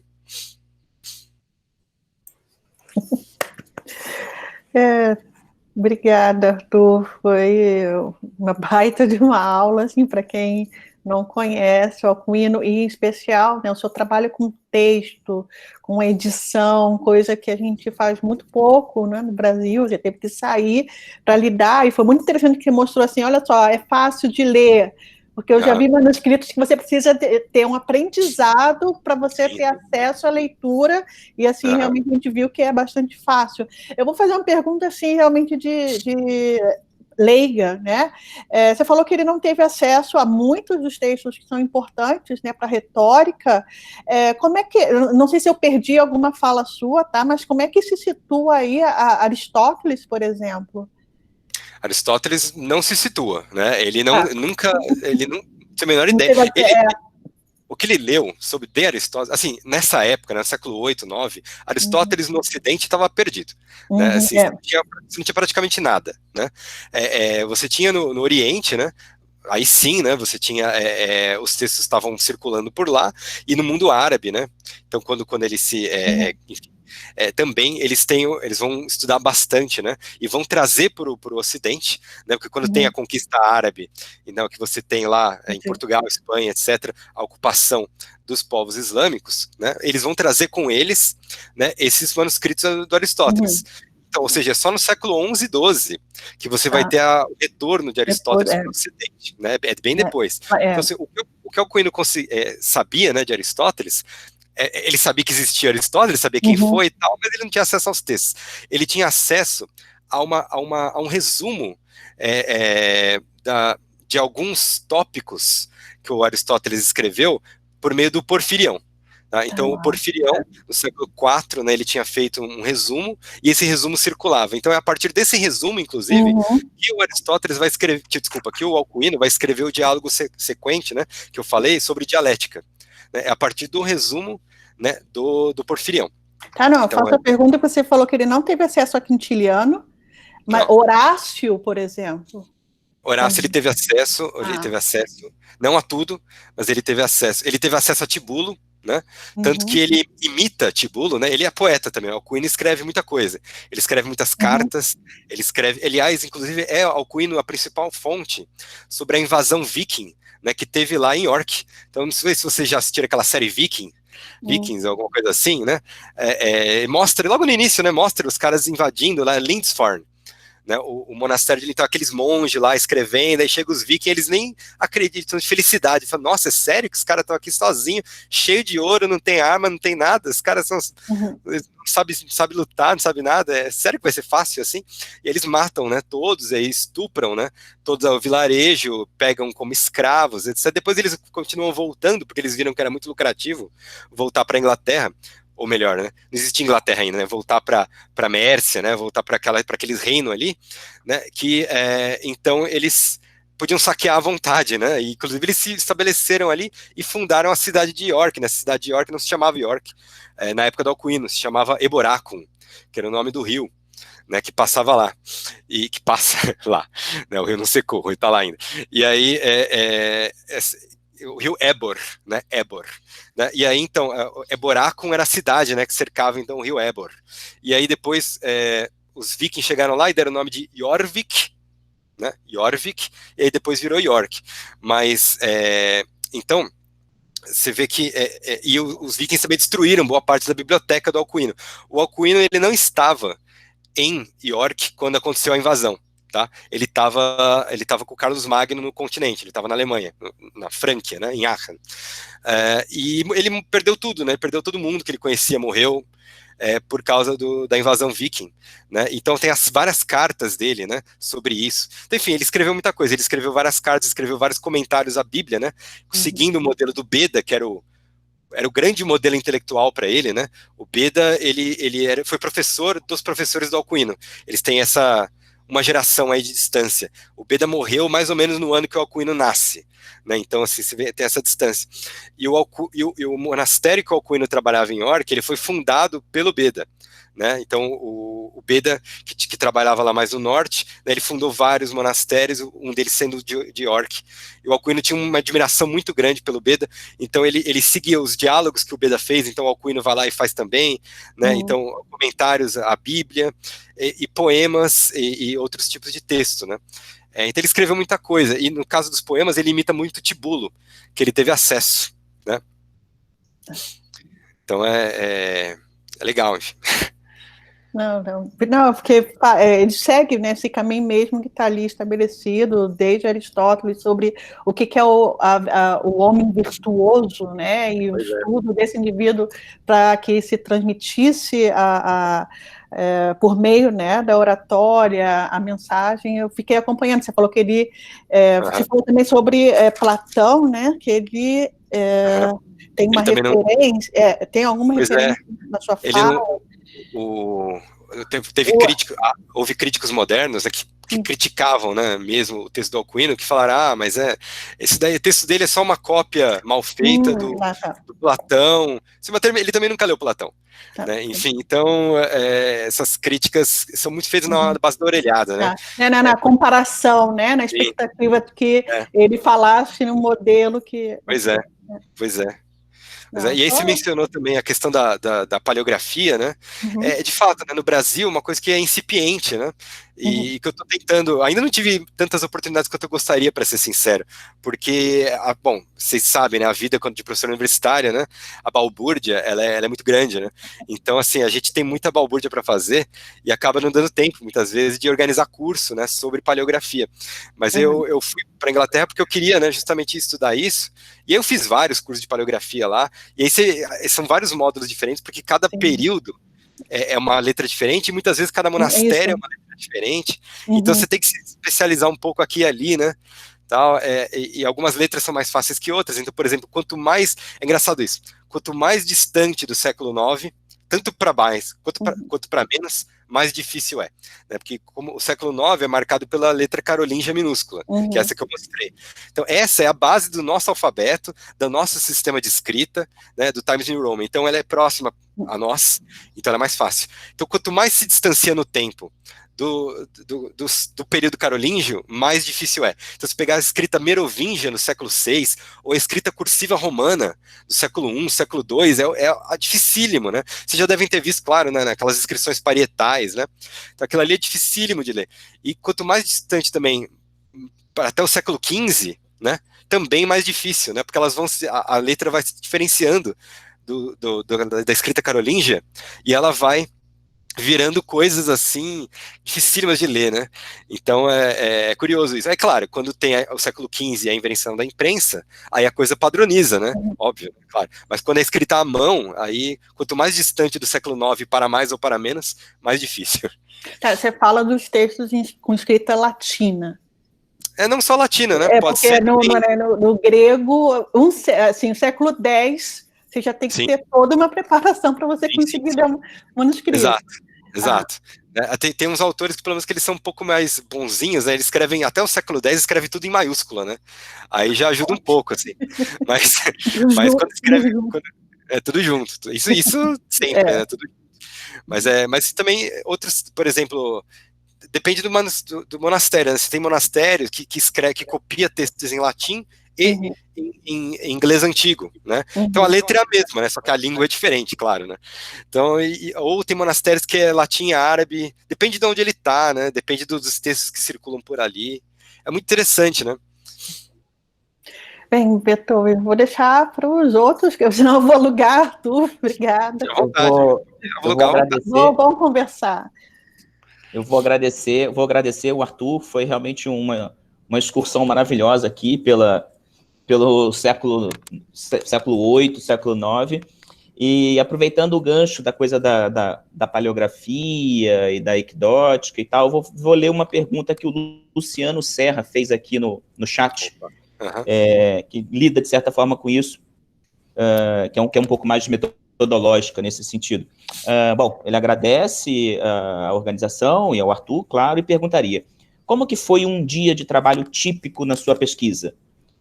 Que sites você usa, quais os dicionários, quais os conhecimentos implícitos, e aí, obviamente, os conhecimentos sobre edótica, como ordena o material, etc. E inclui uma pergunta se você utilizou o livro Como os Irlandeses Salvaram a Civilização. Pô, Luciano, obrigado pela pergunta. É uma pergunta difícil, né? Porque é bastante ampla, né? Mas, enfim, começando pela última, né, que eu conheço o livro, mas eu não usei, porque ele é um pouco amplo demais, assim, para aquilo que eu estava querendo, né? Mas ele é legal porque ele explica, né, um pouco sobre como que os irlandeses... que a partir deles, né, que muitos textos antigos chegaram até nós, né? Porque você tem o primeiro grande lugar assim de conservação de texto, né, é no sul da Itália, no monastério de Monte Cassino, né, em que você tem lá como é que é o nome dele? Que escreveu as instituições, sujeito mega famoso, Cassiodoro, tá? Então o Cassiodoro, né, ele meio que sozinho, né, ele tinha para si a missão de conservar aí textos antigos, né, principalmente sobre as artes liberais, tal. Aí o que aconteceu? Você teve, quando você teve uma expansão cristã para as ilhas britânicas, né, você teve emissários que levaram manuscritos de Monte Cassino, né, lá no século V, tá? Monte Cassino então estava ali vigorando no século V. Então eles levaram então para a Irlanda. Tá? E porque você tinha um movimento de conversão muito grande ali das tribos celtas que ainda habitavam principalmente no norte da Irlanda. E aí você tem então monastérios, né? E aí você tem muitos copistas ali, mas muitos. E aí esses monastérios começam a florescer muito, né? A crescer muito. E aí você começa a partir da Irlanda expedições para o norte da Inglaterra, que é esse fundo monastério, então, que vai trabalhar o Beda, por exemplo, e aí a partir, então, do norte da Inglaterra, você vai do norte para o sul, e aí do sul para o continente europeu, e aí estão levando textos, né, da Antiguidade Clássica, nessas viagens, né? Então você vê, aquilo que começou no sul da Itália, mas é que aí no meio ali da Europa, você não tinha nada. Esses textos acabaram mudando de lugar ali, por assim dizer, para a Irlanda e para as Ilhas Britânicas, aí depois voltando, né, lá para o século VIII, né, junto com o Alcuino e com outros membros da corte do Carlos Magno, que vinham também da Irlanda, né, voltando a esses textos começaram então a circular mais. Tá? Então, assim, essa é uma história muito interessante, inclusive. Depois, se vocês quiserem, eu até recomendo outros textos a respeito. Mas quando você me pergunta sobre o meu dia de trabalho, é uma pergunta muito boa, né? Porque, assim, primeiro, chegando na Inglaterra, veja, eu nunca tinha visto um manuscrito na vida, a não ser por foto, né? Lógico. E aí eu tinha muitos preconceitos, muitas coisas que eu não conhecia, claro, muitas ideias erradas, que depois eu fui ver que não era bem assim. Então, assim, a primeira coisa foi aprender paleografia, né? Então, meu curso, né, de doutorado, a Universidade de York, ela fornece todo semestre, tinha curso de paleografia, e que era muito interessante, um curso muito bom, né? Porque você começa com 4 semanas, básico, né? Preceitos básicos, e depois você se divide em grupos, né? Aí são 4 grupos diferentes, cada um com interesse diferente. E aí, claro, né? Depois eu fui para a paleografia, que me interessava primeiramente, paleografia entre o século 7 e 9, né, que é esse primeiro, que é esse período que me interessava mais, né, e aí, enfim, eu fiz esse curso, né, depois eu acabei fazendo outros cursos, eu fiz um curso na Universidade do College London, lá em Londres, né, depois sobre paleografia também, depois eu fiz um outro na Universidade Central Europeia, que foi fechada atualmente, uma grande perda para a humanidade, né, mas eu fiz um curso lá sobre paleografia também muito bom, né, e usando textos diferentes, tal, línguas diferentes, então eu fiz paleografia dos textos latinos e inglês antigo, né? Então, essas duas línguas, né, que eu estudei lá no doutorado. E aí, depois disso, né, eu fui selecionar os manuscritos. Isso dá um trabalho gigante, né? Porque você tem que descobrir onde eles estão, esses manuscritos, né? E claro, a internet facilita bastante, mas não resolve tudo, né? Então eu lembro que passei um dia na biblioteca de Leeds, que é uma cidade bem próxima a York, né? 20 minutos de trem. E a biblioteca deles era muito melhor nesse quesito de catálogos de monastérios, né? Catálogos de bibliotecas. Então eu peguei todos os catálogos de todas as bibliotecas da Europa. Né, foi bastante coisa. Eu fiquei o dia inteiro lá procurando Alcuino em todos os catálogos, né? E aí você vai selecionando, né, onde eles estão, e aí você entra em contato com a biblioteca, ou você vê na internet. Muitos manuscritos estão na internet hoje em dia. A maioria dos que eu usei 30, né? Os 30 completos, e os que não estão completos eu vi também, mas eu resolvi deixar de fora, porque eles não introduziam nenhuma informação nova, né? Então, enfim, e aí eu peguei esses 30 manuscritos completos, alguns eu tive que comprar, outros estão de graça na internet, né? Comprar, que eu digo, evidentemente, é a foto, né? Esses manuscritos, eles não são vendidos, né? Senão ninguém poderia vê-los, né? Se fosse. Mas então eu fui ver pessoalmente, olha só vi um. Eu fui até Oxford, né, que tem lá o único manuscrito de Alcuino que está na Inglaterra, né, tá lá em Oxford. E eu fui lá e vi o manuscrito pessoalmente, mas além disso eu comprei também as fotos, porque dá trabalho, né, são muitas páginas que você tem que analisar palavra por palavra e comparar todos eles palavra por palavra, né, então não dá para você fazer isso em uma semana, então você tem que comprar as fotos para você poder ver em casa. Mas isso é bom, porque as fotos, quando elas são profissionais, né, de alta resolução, elas têm uma qualidade incrível, dá para você aumentar, diminuir, mudar a cor, né, então dá para você fazer uma análise boa, né, claro, fazer uma análise paleográfica boa, né, e edótica boa, mas não uma análise codicológica boa. Se você quiser analisar códice, aí é só pessoalmente, né, só pegando mesmo, né, no manuscrito. Enfim, e aí eu peguei, né, esses 30 manuscritos, só para vocês terem uma ideia, a maioria estava de graça na internet. Tinha uns que eu paguei, tipo, 10 euros, né, mas ok, né. Tinha outros que eu comprei 3 da Biblioteca do Vaticano, né. 2 eles me mandaram o CD-ROM, né, e eles me mandaram aquela fita preta lá, sabe, qual que é o nome mesmo? Enfim, tá aqui atrás de mim, inclusive. Mas sabe, é que não se usa mais isso, né? Mas na biblioteca, provavelmente vocês já viram máquina para ler isso daí, né? Então isso daí quebrou minhas pernas, né? Porque para eu analisar esse manuscrito eu tinha que ir todo dia na biblioteca lá da universidade e ir para usar a máquina, né? Porque não dava para fazer do conforto do meu lar ou da minha sala, né? Por exemplo. Mas enfim, mas tudo bem. E, por exemplo, a biblioteca marciana lá em Veneza, eles tinham um manuscrito lá que era importante para mim, e eles não me respondiam jamais, assim, eu mandei 1000 e-mails, eles não me respondiam nada, até que depois de muito atormentar, eles me responderam e falaram que, tem um manuscrito e que eles fariam, né, uma cópia para mim, por 600 euros. Aí 600 euros já é um valor um pouco acima da minha da minha possibilidade de pagamento, ainda mais na época, né, e assim, não tinha dinheiro para isso, né, mas por sorte a universidade pagou para mim. Né, eu falei com eles, e era importantíssimo para mim, a pesquisa não podia não usar esse manuscrito, e eles pagaram para mim o manuscrito. Então, enfim, teve essa primeira etapa, né, de conseguir todos os manuscritos. Aí depois você vai ao trabalho braçal, né, você pega um manuscrito que você julga o melhor, você pode estar errado nesse julgamento, claro, né, você pode mudar depois, mas enfim, você pega um que está completo e que você julga que esteja o menos abreviado possível, né, também, porque isso facilita. Mas a gente, na paleografia, você também estuda isso, né, estuda as abreviaturas, né, porque para você conseguir ler, você tem que saber as abreviaturas, senão nada feito, né. E aí, enfim, você faz uma transcrição do manuscrito inteiro. Depois você começa a comparar esse manuscrito com os outros, palavra por palavra. né? Palavra por palavra mesmo, todos eles, né? E aí você vai anotando todas as diferenças, tá? Isso é o método lachmaniano, né? Basicamente, você vai anotando todas as diferenças. Ah, nesse manuscrito tinha a palavra domus, nesse outro tinha a palavra aides, né? Você vê, é um sinônimo, né? Mas enfim, você tem que anotar a diferença. E aí você vai, né? Palavra por palavra, tal. E aí depois que você faz isso, né? Aí que começa a parte legal. E isso demorou para eu fazer 3 anos, aproximadamente. Né, 3 anos para eu analisar todos os manuscritos e tal. Mas aí você vai tendo uma familiaridade com o texto que você, enfim, você sabe o texto de cor, né, basicamente, depois de um tempo. E aí você começa a pensar. Aí a parte legal. Porque aí você começa, por que essas coisas, por que tal grupo de manuscritos tem a versão X e é diferente do Y? Aí você começa a entender a história por trás, né, da composição daqueles textos e tal. Então é muito legal mesmo, dá um trabalho do cão, assim, de verdade. Né, eu não tinha a menor ideia do que eu estava me metendo quando eu propus fazer isso, não tinha a menor ideia. Eu achava que era outra coisa, mas é bem legal. E aí assim, aí você vai, né?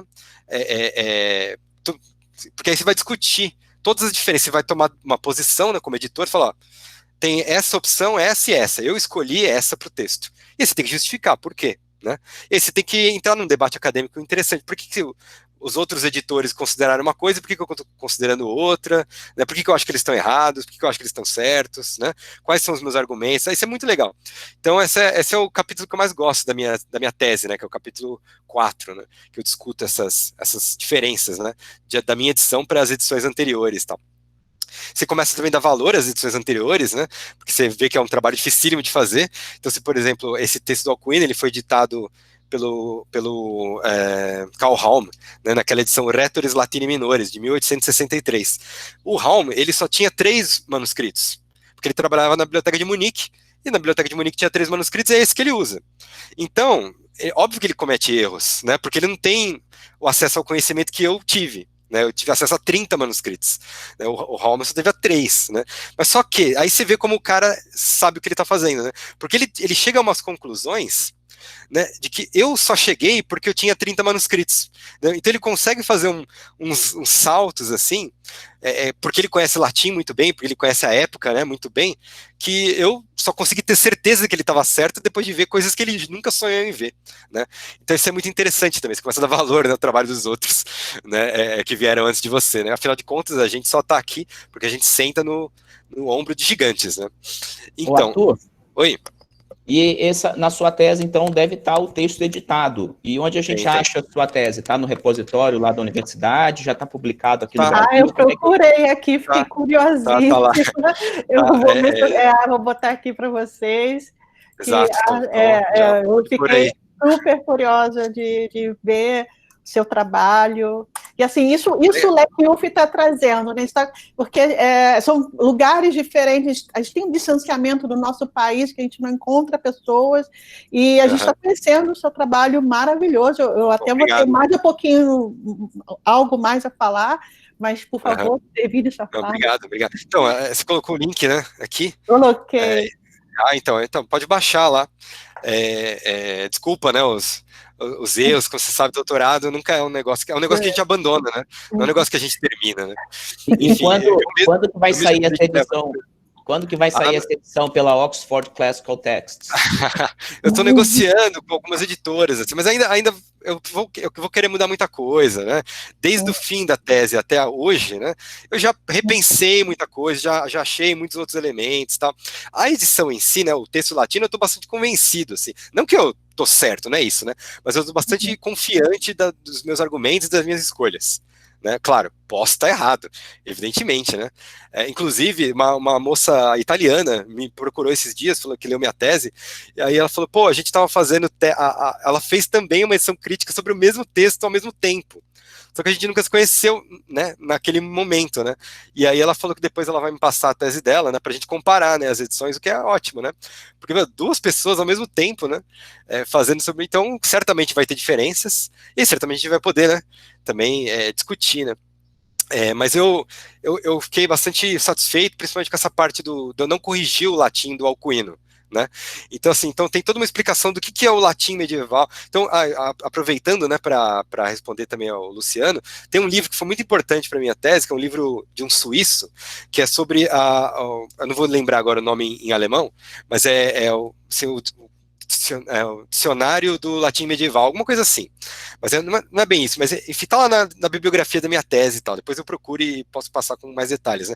São 5 volumes, cada volume é tipo mais de 5.000 páginas e tal. E assim, é um trabalho que o sujeito demorou 20 anos para fazer. 20 anos, ele e a equipe de alunos dele, né, inteira, de pós-docs e doutorandos, etc. E o sujeito, ele analisa o latim medieval sobre todos os aspectos, né, vocabulário, semântico, fonológico, morfológico, etc. Então, assim, aí eu ia estudando os manuscritos do Alcuino, eu ia anotando coisas interessantes, aí eu falava, pô, isso daqui se repete muito. Será que era uma coisa da época? Aí eu ia lá no livro do cara, batata, mano. Era lá, tipo, a norma era essa que os pessoal que fez edições, né, considera erro, porque não é latim clássico, né?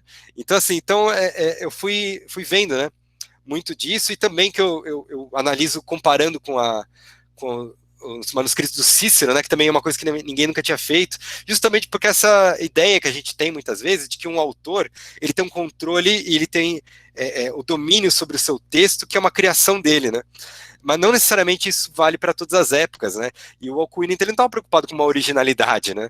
Ele estava preocupado em selecionar trechos do Cícero que eram relevantes para o que ele queria, entendeu? Então o texto não é dele, é do Cícero. Mas também não é do Cícero da época do século I a.C.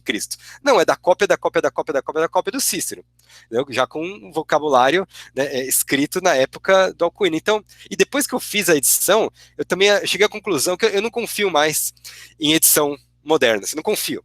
Não confio. Se não tem aparato crítico, eu não leio, né? Eu virei o chato, cara. Porque você vê tanta coisa que os caras deixam de fora, e que se tem um aparato, beleza. O aparato tá lá, legal. O cara, ele fala para você o que ele deixou de fora.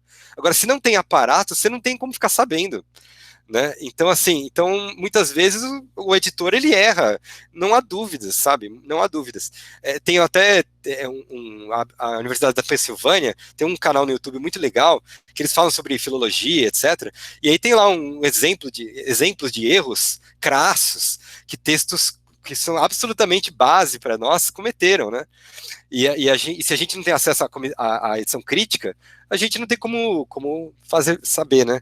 Então, assim, ó, dicionário, tem além desse do latim medieval, etc., tem um dicionário de abreviações de manuscritos, né? Que é muito útil, é um dicionário italiano, que é muito útil, né? Porque é impossível você saber todas as abreviações, são muitas, né? E, assim, o dia a dia era bastante braçal a maior parte do tempo, meu dia a dia de trabalho, né, porque é muita atenção, né, de você ficar vendo palavra por palavra, e depois é a parte legal, que é pensar sobre o porquê daquelas diferenças, né, aí isso era legal. Então, meu dia de trabalho era basicamente esse, assim. Arthur, obrigado pela resposta. Então, deixa eu te fazer uma pergunta que me suscitou a sua própria fala. Você falou muito de transmissão dessas ideias, aí vou falar não só do texto, mas também das ideias retóricas até chegar no Alcuino. Você mesmo falou que lá no século XI e depois até o século XV, o Aristóteles é redescoberto, o Quintiliano também vai ser redescoberto. E qual foi, então, o legado do Alcuino para o Renascimento? Como ele chega no Renascimento? Ele é lido, ele é tido como um texto importante, ou essas mesmas críticas do século XIX já estavam sendo feitas a ele ali no século XV e XVI? Então, essa é uma pergunta muito boa. Pra você ter uma ideia, né, o manuscrito mais antigo que a gente tem da instituição oratória é um manuscrito do século IX, veja só, né, lá, ou seja, da época do Alcuino de York. Porém, ele nunca viu. Ele não tinha acesso, né, porque passava muita coisa ali, etc. A gente não sabe exatamente o ano, claro que esse manuscrito chegou lá, pode ser que o Alcuino já tinha saído de lá, enfim, né? Uma série de coisas. Só que o manuscrito, esse do século IX, né, de York, ele é totalmente corrompido também, ele não é a instituição oratória inteira, é cheio de buraco, né? Então, a gente só vai ter edição completa da edição da instituição oratória a partir do século XI, né, e a partir de um monastério da França, né, que também fundado por Alcuino, né. Então esse texto começa a circular de algum lugar, ele aparece ali, né, e aí ele é copiado e começa a ser espalhado, né. É legal que Só para você ter uma ideia, um cara que é um descendente do Alcuino, o Lupo Servato, né, ou Lupo de Ferrier, também é um sujeito famoso, né, ele trabalhava num monastério na Suíça, e ele era o filólogo avant la lettre, né, porque ele sabia, né, ele queria textos de tudo quanto é tipo, e ele sabia que os textos estavam sempre com erros, né? Então ele pedia várias cópias do mesmo texto de monastérios diferentes, de bibliotecas diferentes, para ele poder comparar e para ele poder corrigir e fazer um texto melhor, que é o que a gente faz, né, como editor moderno.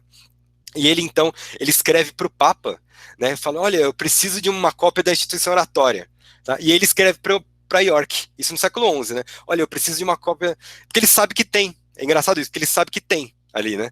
E York nunca manda para ele, porque eu não sei se eles acharam, não sei se eles quiseram mandar, eles nunca mandaram a cópia para ele. Só que o do Vaticano mandou. Depois ele começa a pedir para outros lugares também. É muito legal. A correspondência do Lupo Servato, né? É muito rica, né? E é sempre isso, né? Pedindo texto de tudo quanto é canto, discutindo texto. Mas, então, pô, desculpa, Beethoven, você tinha falado que eu me perdi. Foi mal. Eu tinha feito uma pergunta, eu vou refazer, mas só fazendo, não vou deixar de fazer a brincadeira. Talvez ele não tenha recebido o manuscrito porque a universidade não pagou 600 euros. Talvez o monastério de York tivesse cobrado 600 euros na época. Provavelmente. Mas o que eu tinha perguntado, eu vou reperguntar e vou pegar aqui uma pergunta da Leni também. Eu tinha perguntado lembrei. Mas pode falar, se no século, depois da descoberta de Quintiliano, ou melhor, da maior circulação de Quintiliano, também de Aristóteles e outros textos de retórica, Cícero, possivelmente, a partir do século X em diante, qual foi a recepção de Alcuino ali no final dessa Idade Média, início do Renascimento? Então, a minha pergunta mais direta tinha sido, ele recebeu algum tipo de crítica, como, por exemplo, no século XIX, ele recebe já ali no século XIII, XIV, XV, em função do conhecimento desses outros textos, e a Eleni faz um gancho nessa pergunta, e perguntando qual foi o impacto e a circulação de Alcuino ainda também no seu próprio período. Ele é considerado um competidor do Isidoro de Sevilha? Tá, então, essas perguntas são muito boas, né? Primeiro que, assim, no caso do Alcuino na Renascença, no final da Idade Média, etc., ele é absolutamente esquecido. Absolutamente, talvez, seja forte demais. Ele, a partir do século... Você vê, assim, vai diminuindo o número de cópias do manuscrito dele, né? Então, a gente sabe, por exemplo, quantos foram copiados, né? Então, assim, no século IX e X, você tem lá 20 cópias, 30 cópias, tal, bastante, né?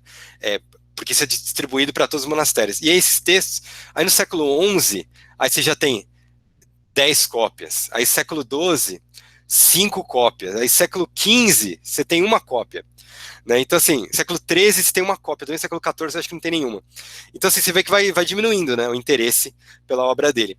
Aí, além disso, tudo bem, a partir do século XV você tem a invenção da imprensa. E ele não é esquecido. Todo século, desde o século XV, todo século, você tem pelo menos uma edição de Alcuino. Né?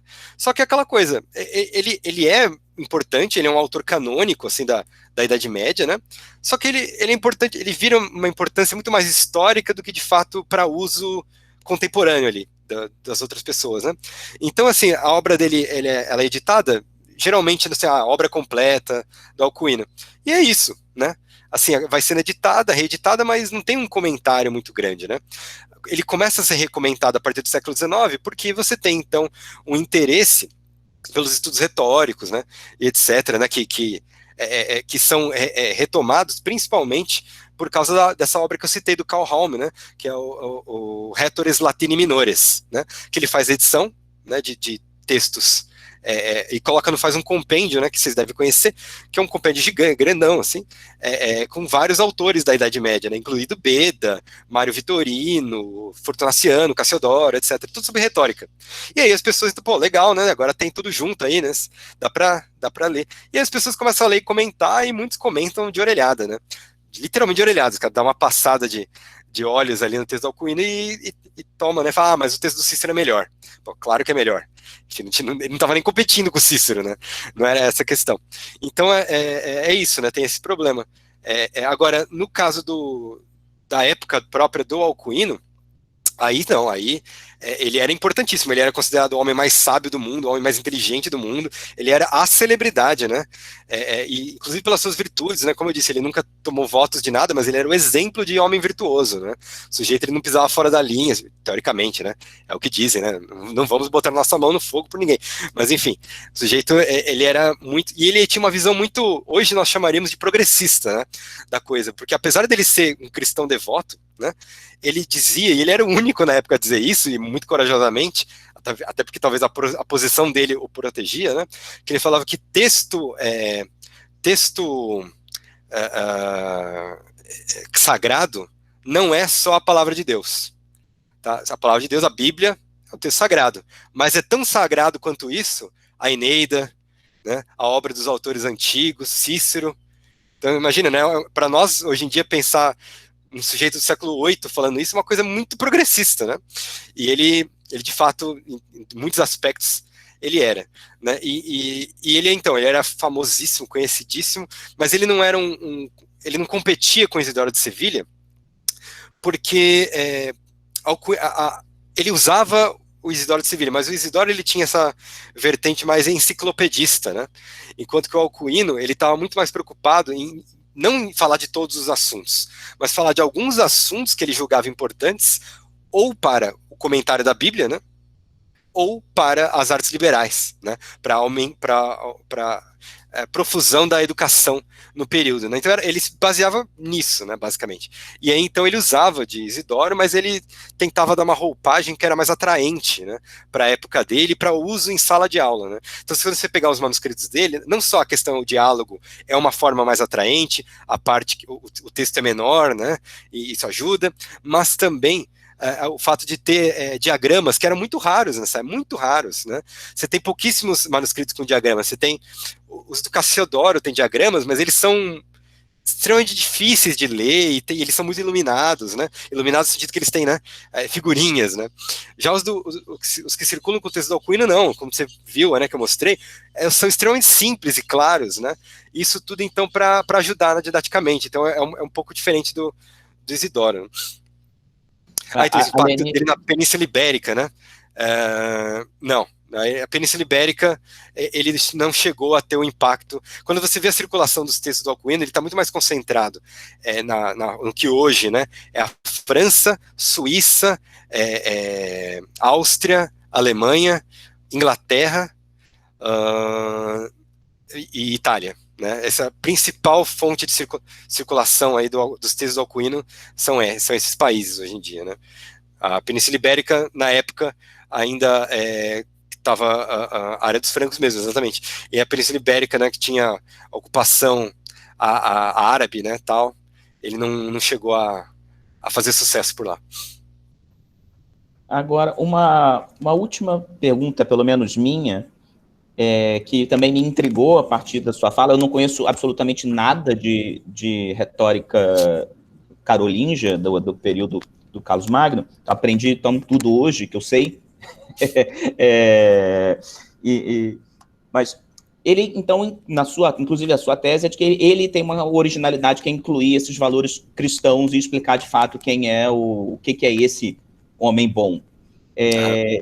E depois dele, houve outros autores que também fizeram isso nas suas retóricas, e eu não sei se a minha pergunta pode parecer muito tola, mas de onde veio isso, de incluir, eu entendo que são valores e ideias cristãos, mas de onde veio isso para incluir isso como essa explicação? O homem bom era isso, dado que ele nem era, tudo bem, você falou que ele era muito religioso, mas que ele nem era religioso no sentido monástico, né? Ele não tinha feito votos e tal. Uhum. Fiquei intrigado com essa inclusão, eu entendo, claro, mas eu fiquei intrigado com essa inclusão desses valores e o que aconteceu com isso depois. Continua havendo essa associação de que o bom retor, o bom orador também tem que ser um bom cristão, então, filologicamente pensando? Pois é, sim. Ele só curiosidade, né? Ele nunca fez votos dele, né? Mas ele seguia a regra, né? A regra monástica, assim. Ele era exemplo de seguir a regra. Então, ele não fez os votos porque ele achava absolutamente desnecessário, né? Porque fazer votos seria renunciar. Isso é bonito, né? Eu não sou cristão, não sou nada, mas é bonito essa visão que ele tinha, né? Então, assim, para ele fazer votos seria renunciar a uma vida pregressa, né? E ele julgava que a vida dele toda era cristã, né? Ele não precisava de votos para seguir algo que ele segue voluntariamente, etc. Né? Então é uma devoção, né, de fato, né, que ele tinha. Mas sobre a questão de juntar, né, essas virtudes, ou melhor, juntar a retórica também, né, com essa questão do cristianismo, é algo que eles estavam tentando fazer com as artes liberais como um todo, né?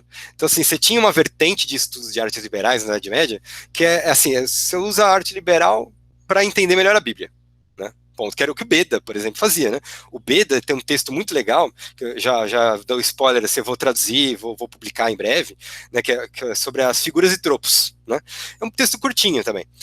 E nesse texto do Beda, ele pega, sabe, aquela lista de figuras e tropos enorme, e ele, né, discute cada uma delas com exemplos da Bíblia. Sabe? Ponto, só da Bíblia. Né? Enquanto que outros autores, ninguém fazia isso, né? Todo mundo pegava Virgílio, etc. Né? Mas não, o Beda pegou exemplos só da Bíblia, né? Para exemplificar. Então aí é legal quando ele chega em alegoria, né? Leni, Arthur fazendo sua propaganda. Enfim, vai demorar um pouco ainda. Mas ano que vem deve sair. E aí ele mas vai ser de graça, viu? Assim, eu não cobro. Tipo, no Jabá realmente só, né? Isso, os esquemata, né? O Luciano tá falando. Então, ele quando ele vai falar de alegoria, por exemplo, ele vai colocar coisas ali que a gente hoje talvez não considerasse alegoria, né? Ironia. A ironia para Beda é uma alegoria. Por quê? Porque o que é alegoria? É dizer uma coisa querendo dizer outra. Né? Então, a ironia, né? Você diz, nossa, como você tá bonito hoje, né? Se você que está querendo dizer outra coisa, então é um tipo, né, uma espécie de alegoria. Mas, enfim, ele usa sempre a Bíblia, né, para dar esses exemplos, o que é muito curioso. Então, você tem uma vertente que estuda as artes liberais para análise da Bíblia, e você tem uma outra vertente que não é tão assim só isso, né? Você estuda as artes liberais pelas artes liberais, né? Que é o caso do Alcuino, possivelmente, né? Então, você estuda as artes liberais, por quê? Porque os romanos se dedicavam a isso, né? E nós, então, querendo chegar ao nível de conhecimento que os romanos tinham, então é assim que a gente faz também. Então, isso não é só uma questão religiosa para Alcuino e para muitos outros também, não é apenas, né, religioso, mas é um pouco também.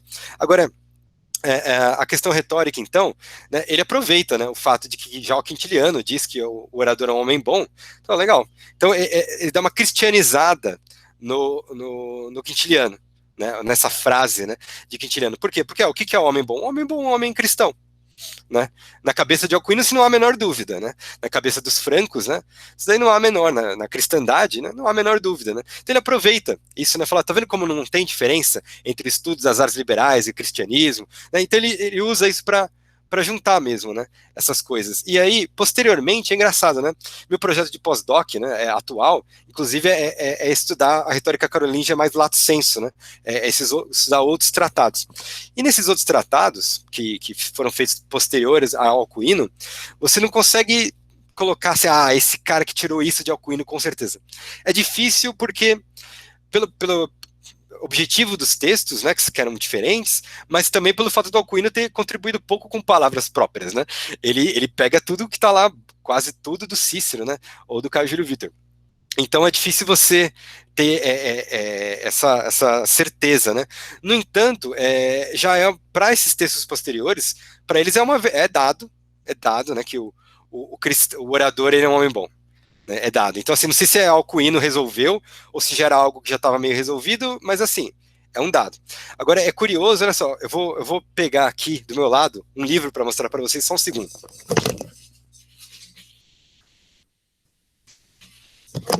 Aqui, ó. Então, ó, vocês estão vendo aqui, ó, Retórica Cristiana, dá para ler aí? Retórica Cristiana, do Diego Valadez. Tá vendo? Esse texto aqui é um livrão, ó. Essa edição aqui ela é bilíngue, né? Mas enfim, é latim e espanhol. O Diego Valadez, ele é um padre jesuíta do século XVI e ele é o primeiro best-seller americano na Europa. Esse livro aqui é o primeiro livro escrito por um americano, né, porque ele nasceu no continente americano, ele nasceu no México, né, ele é, então, padre jesuíta, e o que é esse livro aqui? É a instituição oratória do Quintiliano inteirinha misturado com o cristianismo. Então é a retórica cristiana, né? Então você vê, então eu acho que ainda que o Alcuino não tenha dado frutos, né? Por quê? Porque ele é esquecido, né? Ele é esquecido na Idade Média, desculpa, no final da Idade Média, início da Idade Moderna, justamente porque os textos de Cícero, que ele nunca teve acesso, como o Orátor, De Oratore, eles voltam a circular, entendeu? Então o pessoal fala, bom, para que eu vou ler Alcuino? Eu vou ler a fonte, né? Vou ler o cerne da coisa. Né? Então ele né?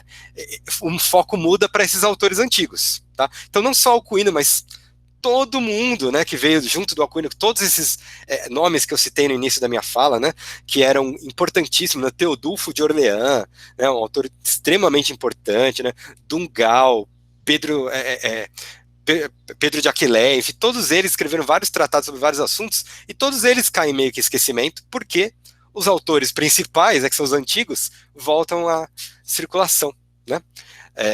Então, assim, só que eu acho que essa ideia do Alcuino de ligar a retórica ao homem bom, né, ela vai dar frutos, ainda que não diretamente, mas indiretamente, com os jesuítas, né, então, que vão usar a retórica para tudo, né, a vida deles é retórica, né, e culmina nesse livro aqui, que é o grande manual, né, depois do livro da Ordem Jesuíta mesmo, esse livro aqui é o grande manual, 1570 publicado, ele vende horrores na Europa, ser distribuído, leitura obrigatória, né, e é justamente isso, é cristianizar o Quintiliano. Competiu em algum momento ali com Camões, Shakespeare, né, Cervantes. Sim, exato. A Cristina está perguntando, acredito que você possa até ter já respondido quando ele elencou as 4 virtudes, mas a Cristina está perguntando, então, qual era essa ideia cristã de homem bom no período, né? Então, a ideia de homem bom no período assim, o homem que é cristão, então, assim, para ser bom, ele precisa, né, ter fé e batismo, né?